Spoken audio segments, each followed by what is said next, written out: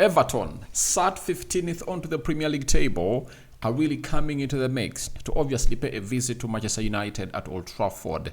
That is tomorrow.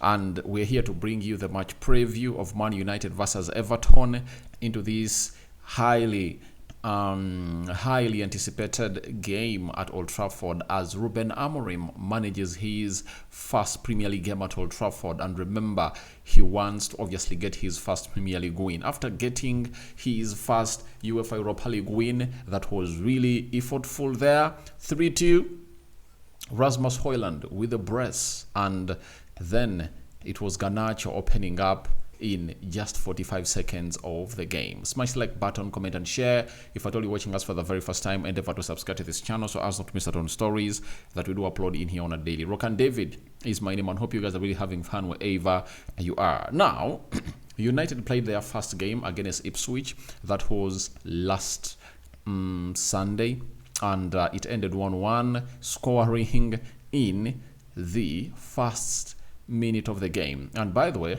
all the first goals of Ruben Amorim have gone ahead, obviously coming through into the Ruben Amorim era. Have gone ahead, obviously coming through into the opening first minute of the game. You remember Rashford doing it against Ipswich, and Alejandro Garnacho did it against Bodo Glimt, meaning that that's a plan that United have always gone ahead to obviously work on during training. It's a routine, that United has effectively and definitely been working on in training, because 2 games played of Ruben Amorim, and we've gone ahead obviously find ourselves in a position of really scoring that first goal.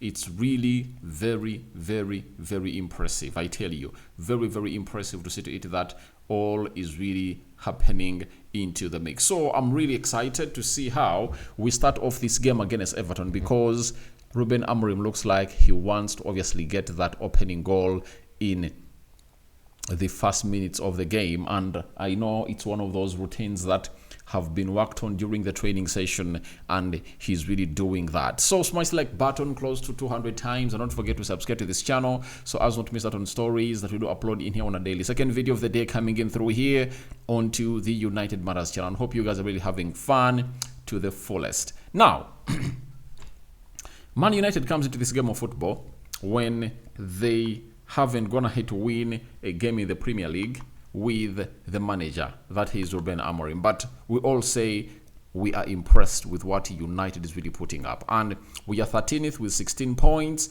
and that means if we win tomorrow, we go to 19. And 19, that means we can only be 8th, 9th, 10th. Newcastle has drawn, meaning that we can surpass Newcastle. Bournemouth has also won, they're having 18, meaning that if we win, we can surpass Aston Villa and Bournemouth. Now, when you look at Aston Villa, we really have a very huge chance to obviously go past them. Why? I think Aston Villa tomorrow, they're really having a hard game in there for you. And Aston Villa is going to be playing away at Chelsea, and I think it's really going to be hard for them to obviously get a point there, meaning that if United wins, we can obviously surpass, I think Villa has a goal difference of how many? It has a goal difference of 0, and United is having a goal difference of 0. So we win, meaning that the farthest we can go tomorrow is 9th. You understand? And that means Spurs, we cannot go ahead of Spurs because Spurs has a goal difference of 14, meaning that we all have to obviously put in a very good shift altogether to obviously take us to where we want to be. So all I want us to see, I want to see Ruben Amorim getting himself the first Premier League win, because if you don't win against Everton, I've already said it, midweek we are playing Arsenal. You know what that means? It means that huge pressure is really going to be piled onto our manager. So I'm like, we need that win badly. We need that win badly into the mix. Now, let's go to the players that are really unavailable. Lenny Yoro, I think he's still out. Harry Maguire is also still out, though he's in training, but I don't know whether he'll make it to the squad. There is Lindelof is doubtful for this encounter. The other player that is really doubtful for this encounter is none other than John Evans. And Those are the 1, 2, 3, 4 players that are really out. John Evans, Victor Lindelof, Harry Maguire, Lenny Yoro. But Harry Maguire and Lenny Yoro might surprise us to obviously do the needful. Tyrell Malacia had his first 45 minutes ever since he really got that knee injury, in the preseason of 2023. Meaning that it's now almost 2 seasons when he hasn't gone ahead obviously kick a ball. Then the rest of the players are really available, and Everton, James Garner is out, former at Manchester United. Sales Coleman is having a thigh injury. Chamit is having an ankle injury, and Irogobahan is having a foot injury, and Ahmad Broja returns into the mix to see to it that everything really goes on as planned. So, for Man United, we know that a lot is on our heads, and we need to obviously come up and obviously stop this talk about our manager. We need to win. That is the most important bit of it all.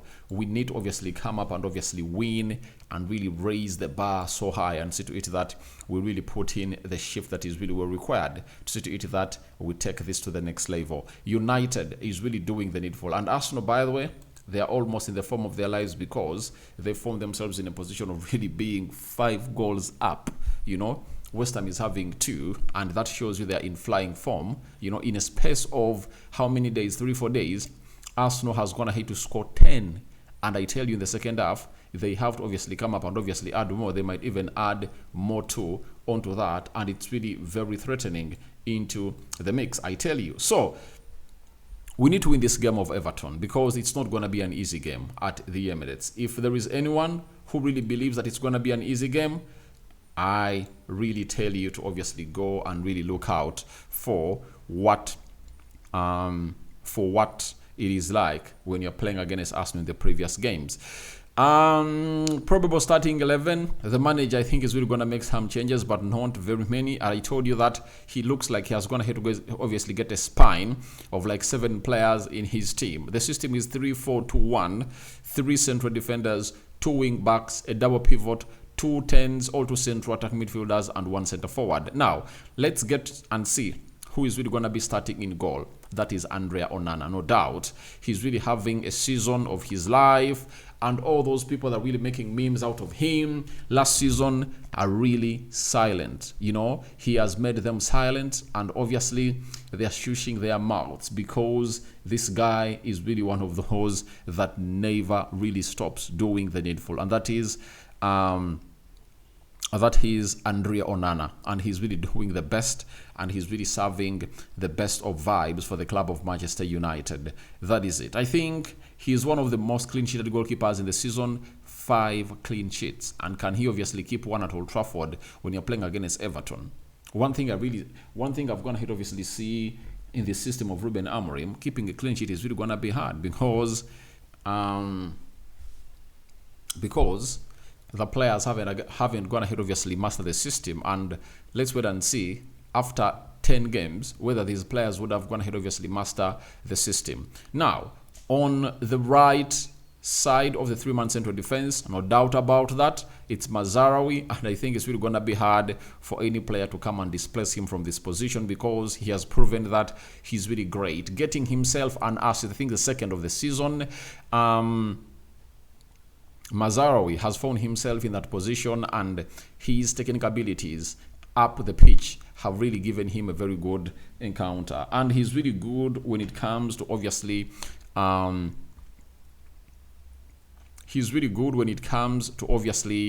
defending also. Interceptions and blocks, his checkmates are really on point, and they are really very elite. Left-sided centre-back, or on the left side of the 3-man central defense, I think it's going to be Lisandro Martinez maintaining his position. When he came on, he really looked very, very good on the day. That is Lisandro Martinez in there for you. And I told you that when he comes in through, our system is really going to be very fluid. Do you know what's going to be very fluid? His passing abilities. I think he's the best technically gifted player into the mix. Now, into the center of the 3-man central defense, Matthias de Ligt also making those patterns formalize into all grow into that side of over that back three. So looks like for now that's really gonna be a back three for now. And on the right wing back, it's really gonna be Amadi Diallo. And Amadi Diallo was rested in the midweek when you're playing against was rested when we are playing against Bordeaux. He came on and really played a very good, beautiful game in there for you. And after that, Anthony started, So that means he's sending a message that a left-footed player is really going to be played as a right wing back into his system. That is it. I think it's a message that he's really sending out to everyone who is following up on Manchester United. And I like everything about Amad Diallo. He got himself an assist in the game of Ipswich, and I know he's really going to run past that side of Everton. Then left wing back, obviously, Dallo is going to be playing to that position. We all know the reasons as to why the manager really loves Dallo. I've gone ahead to obviously exploit them, and I've told you exactly why the manager has come up and obviously told us what he loves about Diego Dallo. So he's really going to be played, rested, coming in fresh. I think played like 15 minutes, and I know he's coming in fresh. Now, Dallo into the mix. Now, for those that we've gone ahead to put out, I think that's how we're really going to be standing. Now, trouble comes into the double pivot. The double pivot is really very, very, very challenging for the club of Manchester United, I tell you. When you look at this, you obviously have to ask yourself, what exactly is it going to be like, for the side of United? I know the constant in that double pivot is always going to be Manuel Ugarte, because he came on against Ipswich, looked great, and when he came in through and really played in that game against Bordeaux, he looked like one of the best players on the field of play, getting himself an assist for Rasmus Hojlund's third goal. Defensively, he was tight, made interceptions, and I really loved everything that Manuel Ugarte put out onto the pitch. And that's what he really went ahead, obviously, due to the side of Bordeaux. So I know he's really going to be the constant. Now, the question mark is, who is really going to be his partner in the system? One, there is Eriksson, there is Casemiro, there is Kobe Mainoo, who hasn't going to have to play any minute in this Ruben Amorim era. I don't know why. There is Bruno Fernandes, and those are the players that have always gone ahead to impress, and we're really having lots of players in that midfield area. So I don't know who the manager is really going to be picking, but my mind tells me he's going to go Casemiro first. That is it. He's going to go Casemiro first. However much Mason Mount really played very well, I know the manager is trying to manage his game time and see to it that if things are not going on well, he takes off Casemiro, puts Bruno Fernandes into the double pivot, and bring on Mason Mount to obviously play as one of the two number 10s into the system that he has gone ahead to obviously deploy at Manchester United. So that is how I believe the mid four are really going to be looking like. But the question is always going to be onto that double pivot. Now, the two number 10s, I think the first number 10 is really going to be Bruno Fernandes, right? And he's really going to be doing the needful. The big question is, who is really going to be partnering alongside him? Is it going to be Alejandro Garnacho? Is it going to be Mason Mount? Is it going to be Marcus Rashford? That is the huge question. And I don't think that this manager has gotten the balls to bench Marcus Rashford 2 games consecutively. I really doubt that. He doesn't have those balls. And I believe Rashford is really going to come up and obviously play into that role. In the game of Ipswich, he played as a number 9, something I believe that the manager got him to know that it's not really right to play him as a number 9, because Rasmus Hojlund led the line against Bodo Glimt and really had an assist and a goal. You understand? So that is how I believe United is really going to be lining up as we take on the side of Everton at Old Trafford. But we all know what Everton is all about. Long balls that are really going to be going in there for you, surrendering the ball to you, and you know to it that they'll play a low block and hit you on the break. Set pieces, Teodosky the likes of Gerard Braithwaite, Calvert-Lewin, having that aerial threat. You understand? So that's what the game is really going to be about. And if you are to obviously come up and really put in the required shift all together, a lot is really going to be coming to the side of Everton. But United needs to be very, very, very clinical into killing off chances, because if you don't kill off these chances, if Everton finds themselves in a position of really getting hold onto theirs, they're really clinical in those moments. So we need to obviously put in a very beautiful shift in there to obviously cause them to obviously open up. If we get an early goal, that means Everton will open up. In the due case of really opening up, they'll obviously give United spaces to operate. But if they really take long without conceding, they'll obviously make it hard for us to obviously play into our game. Now, Everton, Pickford in goal, Young right back, returning to Old Trafford, Mialenko left back, Tawadowski and Braithwaite playing to the double into central defense. Then Dokore is another one, Edson Goye and Linda Storm. Those are three players that we have to obviously look at. And then McNeil, that left-footed player who has gone ahead to obviously score worldies this season. We should obviously be all eyes on him. Then Ndiaye and Calvert-Lewin. That is how we anticipate Everton to obviously come up and obviously put in a required shift altogether as they take on the club of Manchester United. So that's how I think Everton will line up, and that's how I think United will line up. I call upon for your reactions into the comment section below on who you think is really gonna be in or out, and what is the probable starting 11 for you for the club of Manchester United as we take on the side of Everton. Now, let's go to the head-to-head stats and see how things really happening. 1. Manchester United have won their last 4 Premier League games against Everton, last having a longer such a run between December 1999 and February 2004. Everton have won just one of their last 31 Premier League games, away games against Manchester United, and 2 draws, 22 losses, picking up a 1-0 victory in December 2013. So they last won at Old Trafford in 2013. Thirdly, Manchester United have won 41 Premier League games against Everton, more than any side has beaten another in this competition's history, meaning that we've gone ahead to put in a required shift altogether to obviously put them to the sword. Then no sides Premier League games have seen fewer goals scored this season than Manchester United, 26. Only Southampton, 9. Crystal Palace and Everton really have netted 10 fewer goals than the Red Devils, while only Liverpool, 8, and Arsenal, 12, have conceded fewer. So that is it. And lastly, both Everton's last 2 Premier League games have finished 0-0.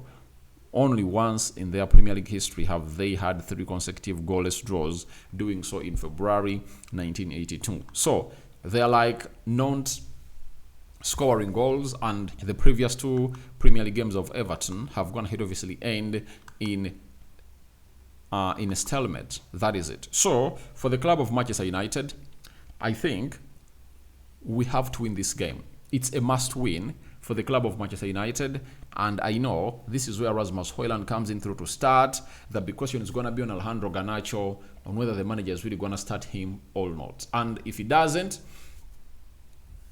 then you get to know that he'll be one of those players to start with and really playing against Arsenal in the midweek. But never cross a bridge before you obviously reach it. And if you obviously plan for the game of Arsenal before winning Everton, that doesn't make sense. Out of the 2, the most winnable is the game of Everton. That's why I would love to see us going hard onto that game and really throwing everything we have to obviously win that game of football. My prediction is 3-1 win for the club of Manchester United. That is it. That's what I believe. It's going to be a 3-1 win for the club of Manchester United. I want Ruben Amorim to win because I know it's not going to be an easy game against Arsenal. Though we can go there and really give them a shocker, but not having any positive vibes towards that game of Arsenal because Arsenal is really in flying form. 54 minutes, 5 goals have gone here to cross the line. And for us to obviously be very comfortable heading to that game of Arsenal, we need to see how far these players have gone here to obviously master the system in the game of Everton. And Everton is really going to be the litmus test. That is it.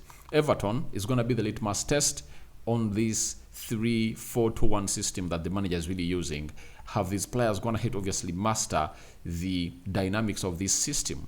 You know, that is it. So my prediction is 3-1 in favor of Manchester United. Your reactions too are welcome in the comment section below. I sign out for now. See you later. Rokan David remains my name. And bye-bye for now. See you in the next 2 hours from now.